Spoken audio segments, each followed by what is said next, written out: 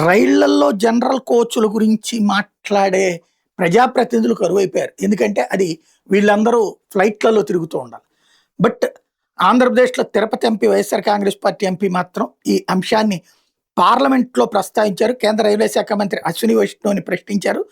దీంతో గత 3 సంవత్సరాలుగా రిజర్వేషన్ లేని సాధారణ ప్రయాణికుల సంఖ్య పెరుగుతోందే తప్ప తగ్గటం లేదంటూ అంగీకరించారు అశ్విని వైష్ణవ్ కూడా. పండగలు, సెలవుల సమయంలో రైళ్లలో రద్దీ అధికంగా ఉంటుంది.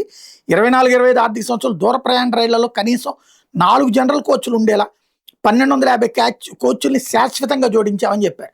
25, 26లో 870 కోచ్‌లు, అందులో 160 జనరల్ కోచ్‌లు, 26, 27లో ఇప్పటిదాకా 190 కోచ్‌లు, అందులో 20 జనరల్ కోచ్‌లు పెంచామని చెప్పుకొచ్చారు. సాధారణ మధ్యతరగతి ప్రజల కోసం దేశవ్యాప్తంగా 17,000 నాన్ ఏసీ కోచ్‌లు తయారు చేపట్టామని చెప్పారు.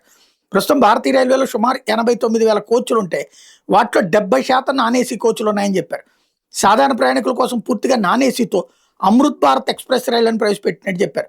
ఒక్కో అమృత్ భారత్ రైల్లో 11 జనరల్ కోచ్‌లు, 8 స్లీపర్ కోచ్‌లు సహా మొత్తం 22 కోచ్‌లు ఉంటాయని, ఈ రైళ్లలో సీసీటీవీ, యూఎస్బీ ఛార్జింగ్, ఆధునిక మరుగుదొడ్లు, అగ్నిమాపక వ్యవస్థ లాంటి సౌకర్యాలు కల్పించామని చెప్పారు.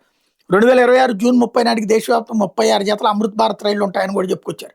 పండగలు, సెలవుల సందర్భంగా ప్రత్యేక రైళ్లు నడుపుతూ ప్రయాణికుల రద్దీకి తగ్గిస్తున్నట్టు చెప్పుకొచ్చారు. 23, 24లో 40,500, 24, 25లో 85,400, 25, 26లో 80,500 ప్రత్యేక రైలు ట్రిప్పులు నిర్వహించినట్టు చెప్పారు.